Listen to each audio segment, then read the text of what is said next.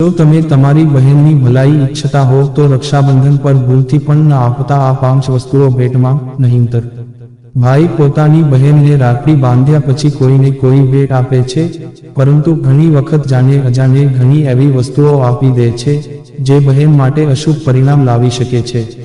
આખું વર્ષ ઘણા પર્વો આવે છે, જેમાંથી કેટલાક વિશેષ હોય છે. એમાંથી જ એક છે શ્રાવણ માસની પૂર્ણિમા પર આવવા વાળો રક્ષાબંધનનો પર્વ છે. આ ભાઈ અને બહેનના પ્રેમના પ્રતીક તરીકે ઉજવાય છે. બહેન પોતાના ભાઈના કાંડા પર રક્ષાસૂત્ર એટલે રાખડી બાંધે છે અને ભાઈ પણ એની સાથે જ બહેનની રક્ષા માટે સંકલ્પ લે છે. સાથે જ બહેનને કોઈને કોઈ ભેટ પણ આપે છે. આ વર્ષે રક્ષાબંધન 19 ઓગસ્ટે છે. તો ચાલો જાણીએ આ વિડીયોમાં કે તમારે તમારી બહેનને ભેટમાં શું આપવું અને શું ના આપવું જોઈએ. અને જો મિત્રો તમને અમારો વિડીયો ગમે તો લાઈક, શેર, સબસ્ક્રાઇબ કરો. ધન્યવાદ. તમને જણાવી દઈએ કે રક્ષાબંધન સહિત અનેક તહેવારોને ભદ્રાકાળમાં ઉજવવા પર પ્રતિબંધ છે. જો ભદ્રાકાળ હોય તો આ સમય પહેલા કે પછી શુભ કાર્યો કરવામાં આવે છે, કારણ કે ભદ્રાકાળમાં રાખડી બાંધવાથી અશુભ થવાની સંભાવના રહે છે. પરંતુ શું તમે જાણો છો કે ગિફ્ટ આપતી વખતે ઘણી બાબતોનું ધ્યાન રાખવું જોઈએ અને ભૂલથી પણ બહેનોને ઘણી વસ્તુઓ ગિફ્ટ ન કરવી જોઈએ. આ 5 વસ્તુઓ ના આપો ભેટમાં. 1.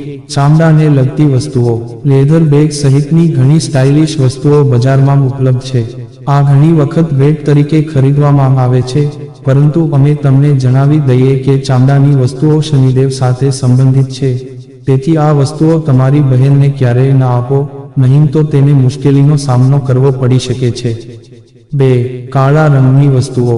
જ્યારે પણ તમે તમારી બહેનો માટે ગિફ્ટ ખરીદો તો ધ્યાન રાખો કે તે કાળા રંગની ના હોવી જોઈએ, કારણ કે કાળો રંગ કોઈ પણ વ્યક્તિના જીવનમાં નકારાત્મકતા લાવે છે. આવી સ્થિતિમાં રક્ષાબંધન પર તમારી બહેનને ક્યારેય કાળા કપડાં કે કાળા રંગની વસ્તુઓ ગિફ્ટ ન કરવી. 3. બૂટ ચપ્પલ. એવું માનવામાં આવે છે કે બૂટ ચપ્પલનો સંબંધ શનિદેવ સાથે છે. આવી સ્થિતિમાં તમારે ક્યારેય તમારી બહેનને બૂટ ચપ્પલ જેવી વસ્તુઓ ગિફ્ટ કરવી જોઈએ નહીં, જેના કારણે તેમના જીવનમાં સમસ્યાઓ આવી શકે. 4. ઘડિયાળ. આજકાલ માર્કેટમાં અનેક પ્રકારની ઘડિયાળો ઉપલબ્ધ છે, તેમાં સ્માર્ટ વોચ પણ સામેલ છે, પરંતુ ઘડિયાળોને ખૂબ જ અશુભ માનવામાં આવે છે કારણ કે વ્યક્તિનો સારો અને ખરાબ સમય ઘડિયાળ સાથે જોડાયેલો હોય છે. ભૂલથી પણ તમારી બહેનોને ઘડિયાળ ન આપવી જોઈએ. 5. તીક્ષ્ણ વસ્તુઓ. હિન્દુ ધર્મમાં તીક્ષ્ણ વસ્તુઓ ભેટમાં આપવી એ શુભ માનવામાં આવતું નથી. એવું માનવામાં આવે છે કે જ્યારે તમે કોઈને તીક્ષ્ણ વસ્તુઓ આપો છો તો તે તમારા સંબંધો પર નકારાત્મક અસર કરે છે. જો મિત્રો તમને અમારો આ વિડીયો પસંદ આવ્યો હોય તો લાઈક, શેર, સબસ્ક્રાઇબ કરવાનું ભૂલશો નહીં.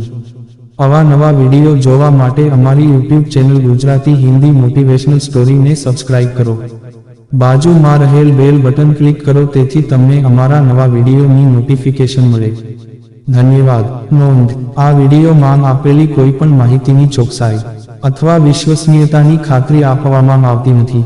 આ માહિતી જ્યોતિષ, પંચાંગ, માન્યતાઓ અથવા ધાર્મિક ગ્રંથો જેવા વિવિધ માધ્યમોમાંથી એકત્રિત કરવામાં આવી છે અને તમારી સમક્ષ રજૂ કરવામાં આવી છે. અમારો ઉદ્દેશ્ય માત્ર માહિતી પૂરી પાડવાનો છે.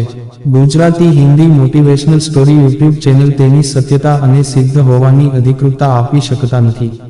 કોઈ પણ રીતે તેનો ઉપયોગ કરતા પહેલા કૃપા કરીને સંબંધિત નિષ્ણાતની સલાહ અચૂક લેવી.